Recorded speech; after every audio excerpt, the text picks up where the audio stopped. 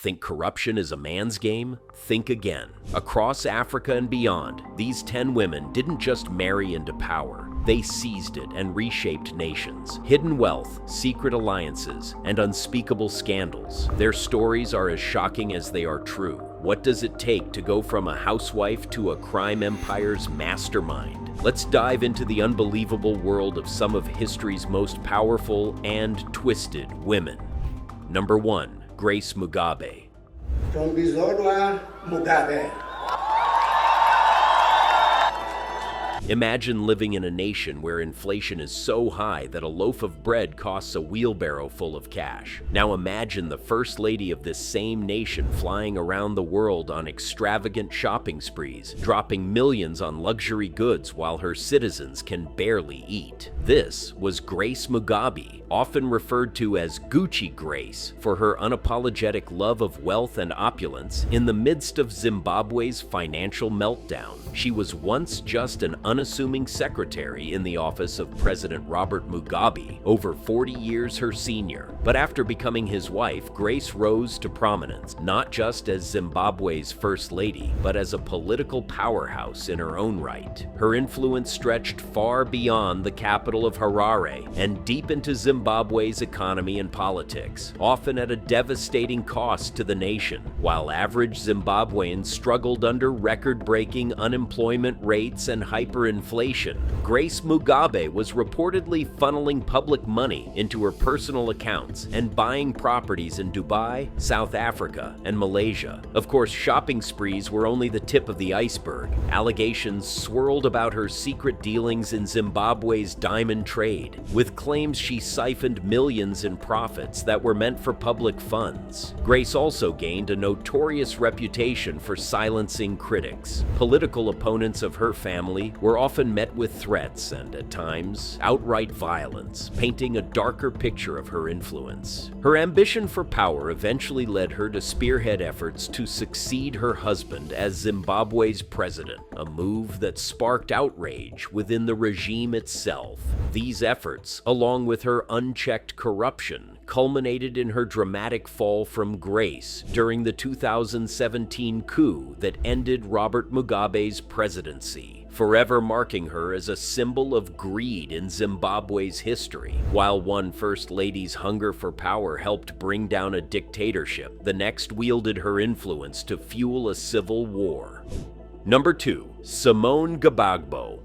What happens when the First Lady is not only the wife of a president, but also a pivotal player in a nation's civil war? Enter Simone Bongo, the Iron Lady of Ivory Coast, and one of the most controversial figures in the country's modern history. As the spouse of Laurent Gbagbo, Simone was more than a political figurehead. She actively shaped the political landscape, often through polarizing and at times violent means. During the Ivory Coast's brutal civil war, Simone wasn't just a passive observer supporting her husband's presidency. She became infamous for her fiery speeches that called for loyalty to her husband's regime and stoked divisions in an already fractured nation. Critics accused her of fueling violence, with reports of her involvement in attacks targeting political opponents. Human rights organizations later linked these actions to widespread abuses carried out under her watch, cementing her reputation as a feared and divisive force. It didn't end with the war. After her husband's presidency collapsed in 2011, Simone faced charges of crimes against humanity, specifically for her alleged role in planning and supporting acts of violence. Her arrest and trial became defining moments for Ivory Coast, symbolizing an attempt at justice after years of turmoil. She was convicted, though the fairness of her trial raised questions internationally. Some praised it as a step towards accountability, while others argued it deepened national tensions. Even after her conviction, her influence endured. Supporters viewed her as resilient and loyal, while opponents saw her as a ruthless ruthless enforcer during her husband's rule. Simone Bongo left behind a complicated legacy, reflecting both the scars of civil conflict and the shifting dynamics of power in Ivory Coast's history. Simone left a nation divided in her wake, but in Tunisia, another First Lady's unchecked greed would help ignite a revolution. But before we move, I would like you to subscribe to the channel and like the video.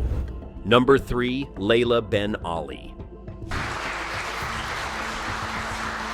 Behind the collapse of Tunisia's regime lies a story of staggering greed. At the center of it all was Leila Ben Ali, known as the Empress of Tunisia's fortune. Married to former President Zine El Abidine Ben Ali, Leila transformed her position into one of immense financial and political power. Her name became synonymous with corruption, forever tied to the events that sparked the Arab Spring. Leila's family, the Trabelsis, quickly rose to dominate Tunisia's economy through an empire of shady business dealings. Allegedly, they didn't just participate in the country's economy, they controlled it. Government contracts, key industries, and bank loans were manipulated in their favor, creating a monopoly where wealth flowed almost exclusively into their hands. Reports suggest billions were embezzled under their watch, a shocking misuse of public funds in a country where many struggled to afford basic necessities. Her infamy skyrocketed with the revolts of 2011 as protests grew, symbolizing the people's frustration with decades of corruption. Leila reportedly fled Tunisia, carrying suitcases filled with gold and other valuables. This audacious gold flight became a potent image of impunity, proof, in the eyes of Tunisians, of her plundering of national resources. It wasn't just wealth she controlled. Leila wielded influence inside the government itself. Decisions across sectors, education, health, infrastructure, were frequently filtered through her family's financial interests. The public's rage over her actions boiled over, fueling the protests that forced the Ben Ali family into exile. To many, she became the face of everything wrong with a government that prioritized wealth and nepotism over its citizens. Leila Ben Ali's legacy isn't just one of corruption, it's a reminder of how greed can shatter a nation's trust and ignite a revolution. Leila's downfall came with fire and fury, but in Uganda, the next First Lady chose a quieter path, wielding influence from within the system itself. Number 4. Janet Museveni. The Minister of Education or even government can take care of periods. She's often portrayed as the picture of devotion, a steadfast First Lady publicly committed to Uganda's progress. But Janet Museveni's political career tells a more intricate story. As the wife of President Yoweri Museveni, she holds significant sway both inside and outside the corridors of power. More than a symbolic partner, Janet has taken on roles that put her at the center of policymaking, most notably as Uganda's Minister of Education and Sports. This portfolio gave her immense authority over one of the country's most critical sectors, but it also placed her under a harsh spotlight. Allegations of mismanagement within the education ministry have been impossible to ignore. Reports of misused funds and irregularities in procurement contracts repeatedly brought scrutiny to her watch, especially as schools in rural Uganda struggled with crumbling infrastructure and inadequate teacher salaries. Critics argue that despite lofty promises, systemic issues in education seem to persist unchecked. Health initiatives tied to her name have also faced significant challenges, with accusations of resources being funneled improperly. While her public image often leans on charitable efforts and community outreach, questions about the transparency and accountability of government programs under her leadership linger. This tension between her carefully crafted persona and the controversies surrounding her work fuels a complex public debate about her true influence. Beyond her official roles, there's no denying Janet Museveni's powerful standing in Uganda's political machinery. As a figure within the ruling national resistance movement, she's often seen as a stabilizing force for her husband's extended presidency. However, detractors highlight the entrenchment of political elites and cite her as emblematic of deeper governance issues. In Uganda's narrative of leadership, Janet Museveni is as controversial as she is central. Janet Janet's influence was political and strategic, but in Burundi, the next First Lady blurred the line between the pulpit and power, with consequences that ran far deeper than faith. Number 5. Denise Enuranza. What happens when a First Lady blends religion with politics? Enter Denise Enuranza, the wife of Burundi's late president, Pierre Nkurunziza, a figure whose influence over both arenas created a legacy wrapped in controversy. Denise was known for her deeply public religious commitment, frequently positioning herself as a spiritual leader within Burundi. Yet her faith-based initiatives extended far beyond prayer, merging with government agendas in ways that raised unsettling questions about corruption and power. Central to her public image were faith-driven programs that she used to champion causes such as national unity and development. These initiatives, however, later became associated with allegations of large-scale financial mismanagement. Critics accused her of leveraging these programs to divert funds for personal or political use, creating a system where her religious platforms served not only as tools for spiritual guidance, but also as conduits for unchecked wealth accumulation. Despite these claims, Denise avoided direct public accountability, maintaining a calculated image of moral authority. The financial implications weren't the only concerns. Observers noted how the lines between Burundi's state apparatus and religious agendas became increasingly blurred. Under Denise's influence, state resources were frequently allocated to church-related projects, causing unrest among sectors of Burundian society increasingly skeptical of her motivations. International scrutiny deepened, with foreign watchdogs questioning how government funds were being used under the veneer of faith-inspired effort. Denise's prominence also bolstered her husband's presidency, amplifying his controversial grip on power. She cultivated a unique authority, blending her role as a First Lady with that of a spiritual advisor, making her indispensable to his administration. This fusion of roles left many wondering whether her actions were driven by devotion or an unrelenting pursuit of control. The legacy she left behind still fuels debates on Burundi's fragile balance between faith and leadership. In Burundi, faith and power walked hand in hand, but in Cameroon, the next First Lady turned extravagance into a spectacle amid a sea of struggle. Number 6. Shantal Biya.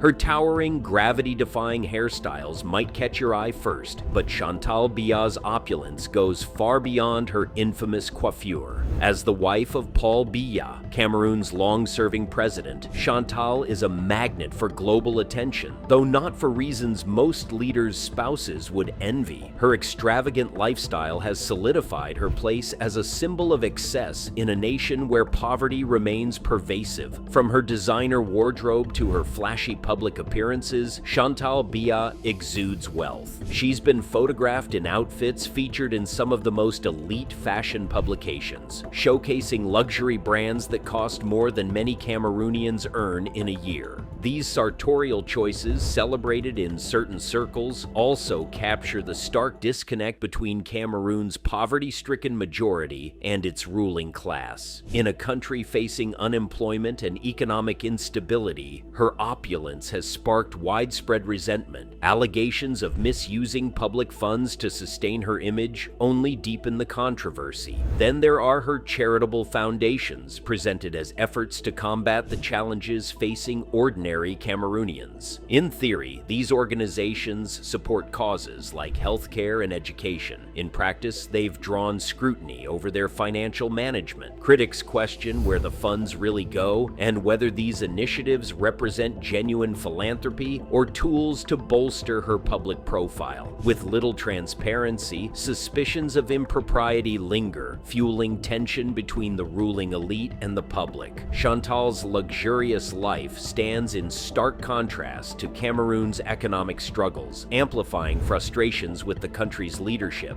To many, she embodies the disparity between a government that indulges itself and the people it's meant to serve. Her image isn't just iconic, it's become become a focal point for criticism, uniting growing demands for accountability with a collective distrust in leadership. While Shantal flaunted excess in plain sight, the next First Lady mastered the art of silent influence behind closed doors. Number 7. Patricia Obasanjjo. Behind the carefully closed doors of Nigeria's power corridors lies the enigmatic story of Patricia Obasanjjo. As the wife of former President Olusegun Obasanjo, she operated under a veil of discretion. While her public presence remained understated during her husband's tenure, her role behind the scenes painted a different picture. Patricia navigated Nigeria's political and economic landscape with quiet determination, steering influence through less visible yet impactful channels. Her involvement in business ventures sparked widespread speculation, particularly as rumors swirled about her proximity to lucrative government contracts during her husband's administration. Though official records remain scarce, perceptions of her benefiting indirectly from these opportunities created an aura of mystery. In a nation where political influence often dovetails with economics, her name became subtly tied to the distribution of power and resources. The mention of oil contracts and land acquisitions inevitably drew whispers of favoritism, reflecting Nigeria's entrenched struggles with corruption. Patricia's low public profile worked to her advantage, allowing her to exert influence without drawing direct attention. This discretion distinguished her from more outspoken figures of the political elite, yet it didn't shield her from the broader criticism surrounding the Obasanjo administration's governance. In the eyes of many Nigerians, her modest facade was difficult to reconcile with allegations of beneficial ties to government dealings, adding to the intrigue surrounding her legacy. Her story highlights the complexities of power in Nigeria, where influence often works in the shadows, intertwining relationships and resources. While direct evidence linking her to corruption remains elusive, her presence in pivotal moments of the administration shaped Nigeria's perception of leadership. Patricia Obasanjo's legacy underscores how influence, even in its quietest forms, can leave an indelible mark. Patricia moved power from the shadows, but in Equatorial Guinea, the next First Lady sits silently atop a mountain of oil and inequality. Number 8. Constansia Mang.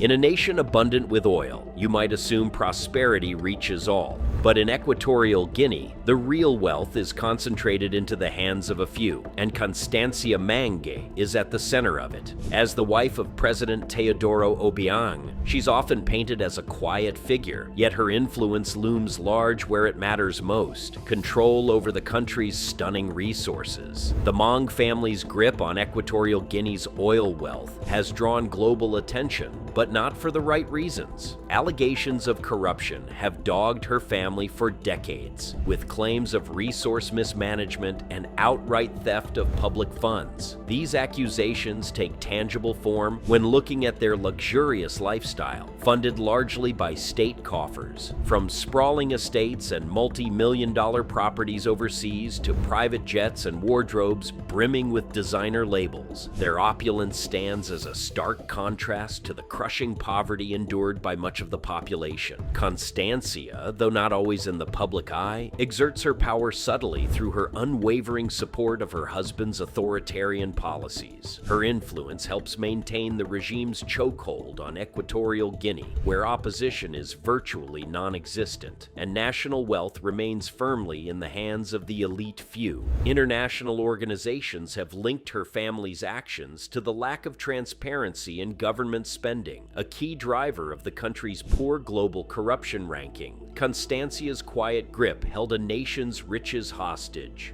While in Nigeria, the next name rose not as a first lady, but as a minister whose ambition came wrapped in both praise and scandal. Number 9. Stella Odoa, Nigeria. In Nigeria's vast political landscape, Stella Odoa carved out a name that commands attention and controversy. Once Minister of Aviation under President Goodluck Jonathan, Odoa was hailed for her bold reforms, but behind the headlines of modernization lay a storm of scandal that continues to cloud her legacy. Her tenure became infamous after a $1.6 million purchase of armored BMWs using public funds, a move that drew sharp criticism and sparked investigations. Though she denied wrongdoing, the allegations exposed a deeper culture of impunity within Nigeria's political elite. Odoa, a senator until 2023, maintained political influence despite ongoing corruption probes and questions about her educational credentials. Her career reflects the contradictions of Nigerian politics, ambition cloaked in public service, but tainted by personal gain. While the country battles infrastructure decay and mass unemployment, figures like Odoa stand accused of turning public office into personal opportunity, fueling a system where privilege, not accountability, defines leadership. While Odoa symbolized ambition mired in scandal, the final chapter takes us deeper into a regime where corruption wasn't just tolerated, but orchestrated from within the family itself. Number 10. Sani Abacha's wives. How do you hide billions while the world watches? For the Abacha regime, the answer was meticulous planning, international connections, and a pivotal role played by those closest to the dictator, his wives. Sani Abacha's systematic embezzlement of Nigeria's treasury left an indelible scar on the nation, and his family, particularly Mariam Abbacha, became central to managing the spoils. With billions spirited away from public funds, their mission was to conceal the government's staggering financial theft. Mariam proved herself adept in the role, helping orchestrate an intricate network of shell companies and bank accounts spread across the globe. Around $5 billion vanished under Abacha's rule, with significant portions stashed in Switzerland, the UK, Luxembourg, and even the United States. These offshore accounts were no ordinary savings. They exemplified the most sophisticated methods of laundering, layering and integrating funds through seemingly legitimate channels to obscure their origins. Take the infamous Abacha loot as an example, a term that has become a byword for kleptocracy. The funds were spread so widely that years of international effort have only managed to recover part of the stolen riches. Banks, governments, and financial watchdogs were caught in a legal labyrinth trying to navigate the multi-continent trail of false corporations and hidden accounts. While billions have since been repatriated to Nigeria, some estimates suggest much remains locked away in financial shadows. Power has no gender, and these women prove it. From Grace Mugabe's diamond scandals to Constansia Mang's quiet control over Equatorial Guinea's wealth, their stories reveal how influence infiltrates every layer of society. These aren't just partners standing behind powerful men. They are strategists, decision makers, and sometimes catalysts for entire national crises. Each name serves as a reminder that corruption doesn't just steal resources, it robs nations of trust, progress, and hope. So, where does accountability start? Perhaps with us, questioning, investigating, and never losing sight of the impact unchecked power has on those most vulnerable. What's your take? Let's talk.